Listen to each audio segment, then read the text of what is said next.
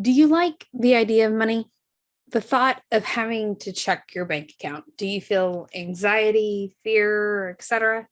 For most, that does happen, and it's a sign of past financial trauma, which, side note, can be not real, imagined trauma even. But that's not what we're talking about today. You know you want to do better for your kids. You know they need to learn financial literacy, right? But who's going to do it? And does it have to suck for your kids? Nope. Today, I'm sharing how you can easily teach your kids about money. This is the Your Money, Your Life podcast where ambitious women come together to have clarity, prosperity, and confidence with their money without sacrificing precious time and well-deserved fun. So let's do this.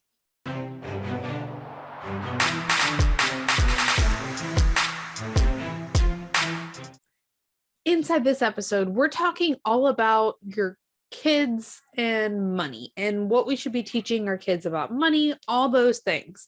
Now, I'm actually working on putting together a financial budgeting course, helping you and teaching your kids about money. It's not ready yet. It doesn't even have a name.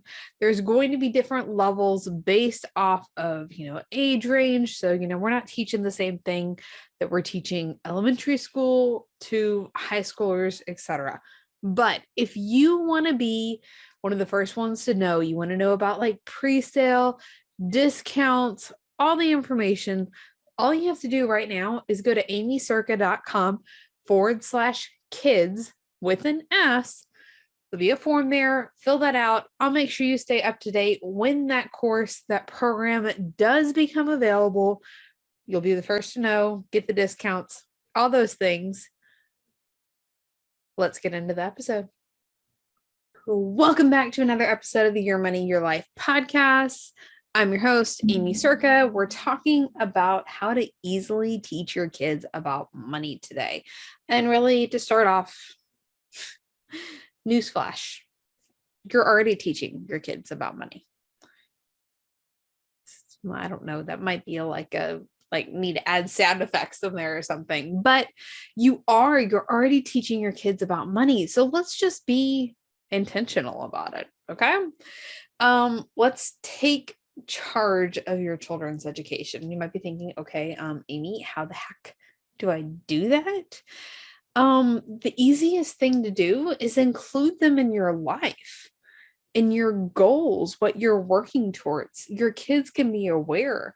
You're spending even at grocery stores, and other places, helping, like, just include them in your life. Don't make it this taboo thing that we don't talk about. Now, it's not done to the point where we are like, we can't afford that, we can't do that, that's so much money. And we're actually going to talk about that in a couple weeks on, the 5 things that you need to be teaching your kids about money.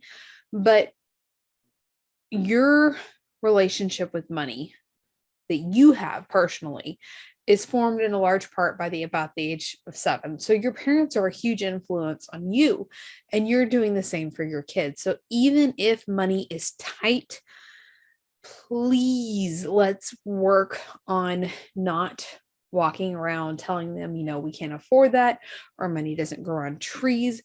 There are so many different things that we are saying that we have like autopilot started saying.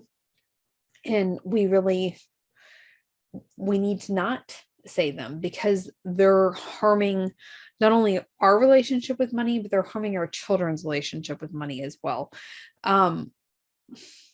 Just being intentional with what we're saying, but include them and things that are going on. You can also play games that involve money. I know Monopoly is the first one that always comes to mind. Yes, it's a little silly, a little out there, but it does working on having them like counting change. Like, that's important. And it's something that they have to do with Monopoly.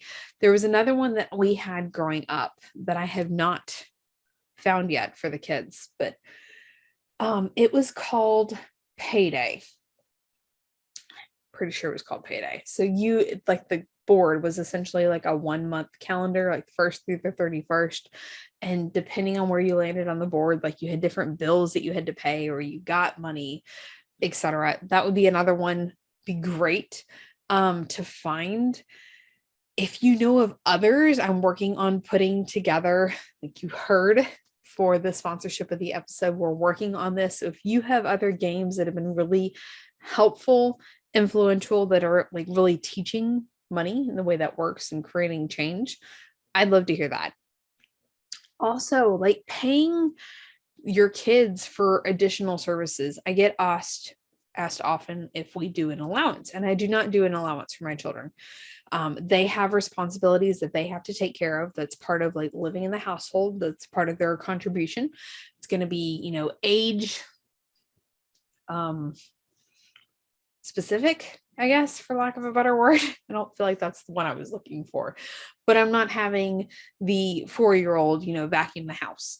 But there are things that if they want to go above and beyond, I will pay them for their additional extra work. So vacuuming is currently not on the 10-year-old's, currently 10, his chore list. But if he wants to vacuum for me, and then he earns, what we do is like the star program. So he'll earn stars. And the more stars that he can use the stars to redeem for different things, which will have a monetary value to it for it. You could just pay flat service for service. He really enjoys the stars program. So we needed to be able to structure that in a way that was not going to negatively affect the budget because he enjoys working for those. So we do have that set up, and it's not like child labor. We're still rewarding him for doing the extra and above and beyond.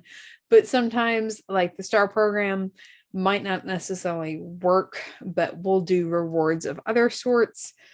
We started a long time ago that the kids could have like a piece of candy or something if they behaved and were quieter while I was on a video call. So now every time I record a podcast or do a video of any sort, they think they need a piece of candy, which is a really funny side note.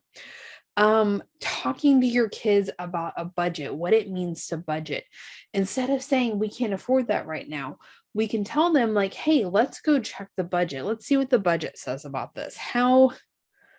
And like talking about the idea of a budget, because we have to talk about budgeting and prioritizing, because remember, a budget is just simply prioritizing what we want to spend money on, because we're setting the intention behind the money. So we're budgeting for our bills and making sure the electricity is paid. We could talk about this by making sure that, you're turning the light off when you leave the room. Some of those things, or shutting the door behind you. We got a newer screen or a different screen door, and the kids were very used to the old screen door. So they would essentially leave the door open all the time for a while. We had to work on that one. We could talk about the budget when it comes to like eating out and our play money. If they want to go do fun things, it's like, that's great. We spent our budgeted play amount on whatever fun thing we did yesterday because they think we need to eat at Whataburger every night, especially Brooklyn. But talking about those things and just really being transparent and talking about it from like a holistic view, it's not a negative thing if we set the intention of we're educating them, we're presenting them the information. You can also take financial literacy courses. Budgeting Simplified, of course, is an amazing course. It's the one that I teach on budgeting for prosperity, and the percentage-based budgeting that we teach in there, I really feel is the best way to budget. I've looked at it several different ways. You can have other budgets that work, but really it sets you up for success regardless of how you're getting paid, the frequency of you're getting paid. As your income scales, it really takes the stress out of budgeting for you, which is why it's called Budgeting Simplified. But you can take financial literacy courses. You can involve your kids in those extracurricular things. You can join the wait list for the kids financial course that we're working on right now.